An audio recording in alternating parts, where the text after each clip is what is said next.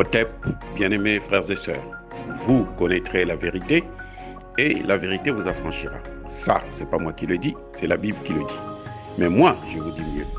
Vous connaîtrez la vérité historique, notamment celle de vos ancêtres kémites, et vous aurez une vision globale de ce que c'est que la vraie souveraineté politique. J'ajoute, vous reviendrez à la spiritualité africaine ancestrale et vous comprendrez les enjeux de l'indépendance économique. Et pour terminer, vous accepterez votre identité culturelle kémite et vous obtiendrez deux choses. La première, c'est la paix. La seconde, c'est le développement, à une condition. L'unité de toute l'Afrique noire, l'unité de tous les Noirs du monde entier.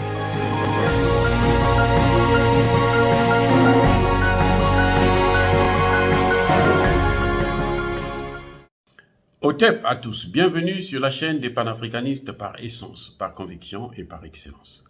Celle des citoyens kémites par nécessité et obligation de combat. Nous sommes une chaîne qui n'est guidée que par nos ancêtres et rien que par les ancêtres qui appartiennent à l'égrégore du monde noir. Par conséquent, nous ne croyons en aucun Dieu venu de l'étranger.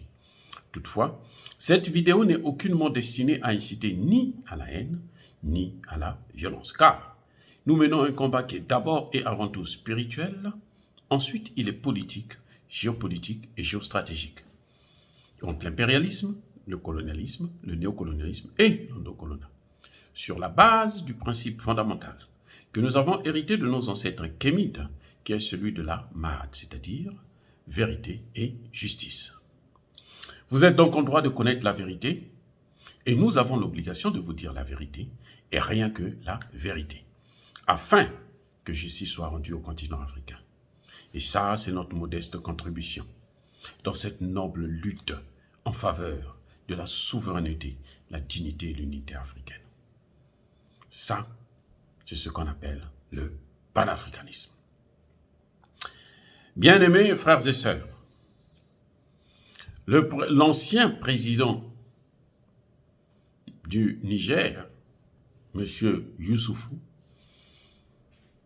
et en réalité, il a été nommé médiateur ou représentant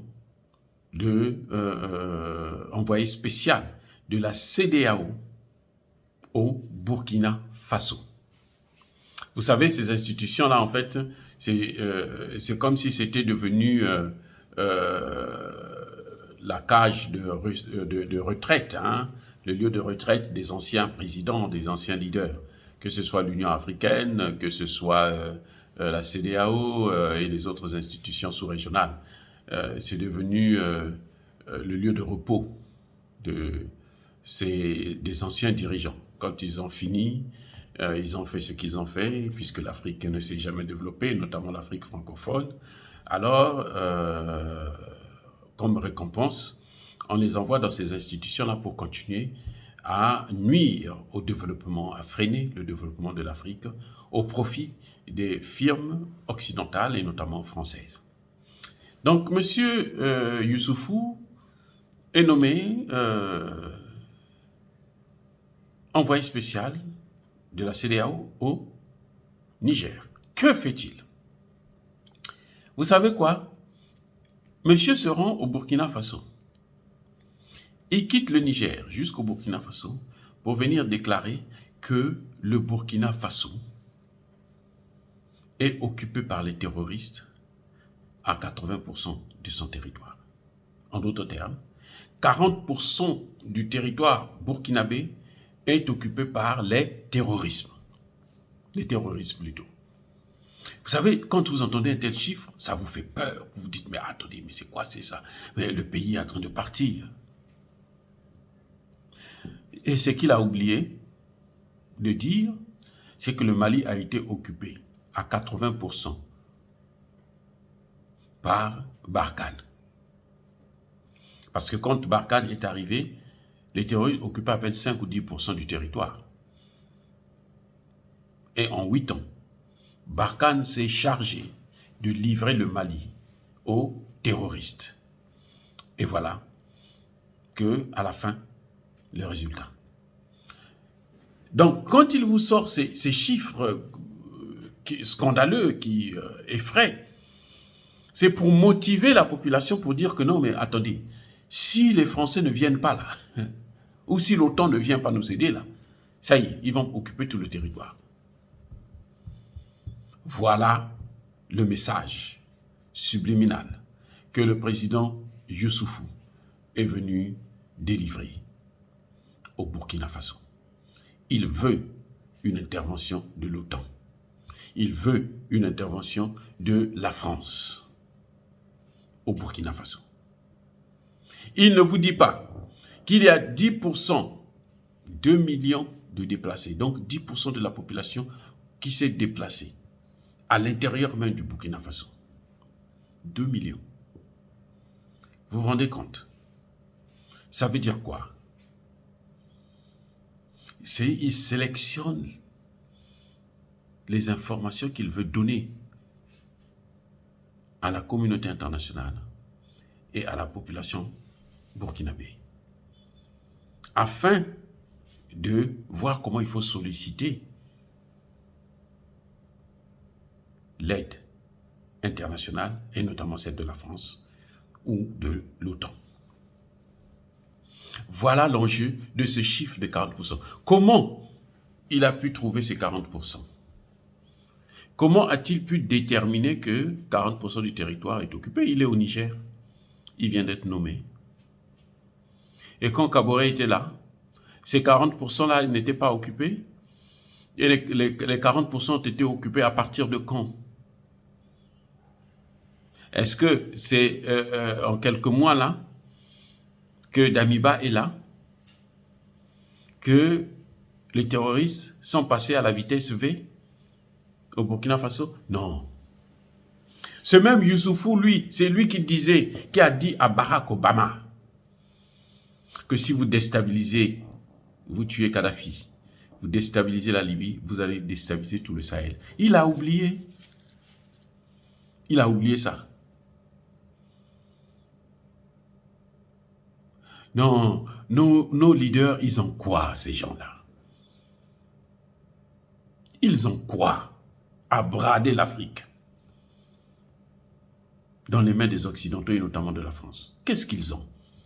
Pourquoi se comportent-ils comme ça? Vous voyez, une déclaration aussi pompeuse vous fait croire que non, mais le monsieur là, la situation est critique. Non. Oui, c'est difficile. Avec 2 millions de déplacés internes, c'est difficile. L'Ukraine, qui est en train de se battre, continue la guerre, a déjà 8 millions de déplacés externes. Et ils sont bien accueillis en Occident. Je dis bien accueillis. Et pourtant, ils sont en guerre. Pourquoi ils ne vont pas prendre des Burkinabés, là aussi, les 2 millions, là, les amener en France? Non, écoutez. Nous regrettons, en tout cas moi je le regrette fermement, le fait que Damiba ne soit pas clair. Damiba ne veut pas suivre la voie indiquée par le peuple. Parce que le peuple burkinabé aujourd'hui veut que le Burkina Faso puisse solliciter l'appui, l'aide et l'assistance de la Russie. Je répète. Le peuple burkinabé veut que la Russie puisse intervenir au Burkina Faso pour aider à lutter contre le terrorisme efficacement.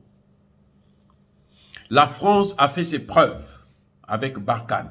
C'était un échec total, un échec cuisant. Il n'y a rien qu'on peut retenir de l'intervention française dans le Sahel.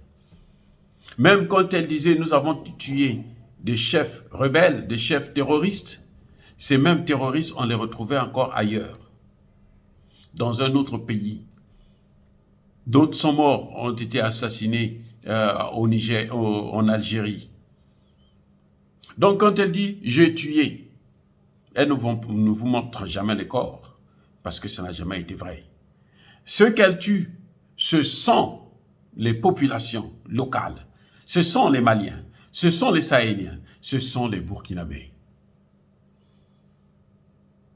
Nous n'avons jamais su qu'il y avait une opération qu'on appelait Sabre épée, c'est-à-dire venir couper, diviser.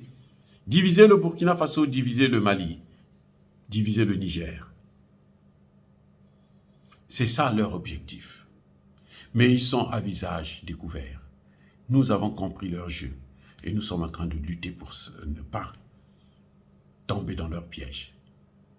Et j'espère que le président d'Amiba va se ressaisir et comprendre avant qu'il ne soit trop tard, avant que lui-même aussi ne puisse perdre le pouvoir, que la solution se trouve avec un partenaire sérieux comme la Russie. La solution, c'est signer des accords avec des vrais partenaires qui sont objectifs, qui veulent effectivement nous aider et qui ont déjà fait leurs preuves dans la lutte pour l'indépendance des pays africains. Contrairement à la France, qui n'a jamais fait ses preuves dans la lutte pour l'indépendance des pays africains. La France et même l'OTAN, les pays de l'OTAN, aucun n'a soutenu les pays africains pour qu'ils obtiennent leur indépendance. Nous le voyons encore. La France, jusqu'aujourd'hui, utilise le Conseil de sécurité de l'ONU pour qu'elle puisse avoir des résolutions qui vont lui permettre d'intervenir dans ces pays, notamment au Burkina Faso, notamment au Mali, notamment au Centrafrique, notamment dans le reste du golfe de Guinée, comme ils l'ont fait en Libye.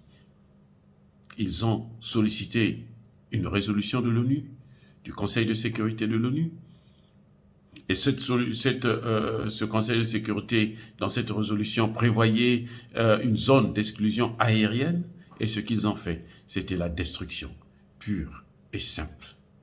C'était la destruction totale de la Libye et le pillage des matières premières, et notamment de l'or, des réserves d'or que Kadhafi avait gardées pour créer une monnaie africaine commune. Donc voilà, bien-aimés frères et sœurs, là où nous en sommes. Le jeu de Youssoufou est connu, c'est rien du tout, c'est un tapage, du verbiage inutile, parce qu'il veut que le Burkina Faso sollicite l'appui de la France, comme d'habitude, afin qu'il puisse venir recoloniser le Burkina Faso. Dire cela, c'est inciter à la haine ou à la violence? Non. Nous sommes une force tranquille. Ya ba colère veille. Ya malembe. Soyez bénis par le Dieu des Kémites. J'ai dit et j'assume.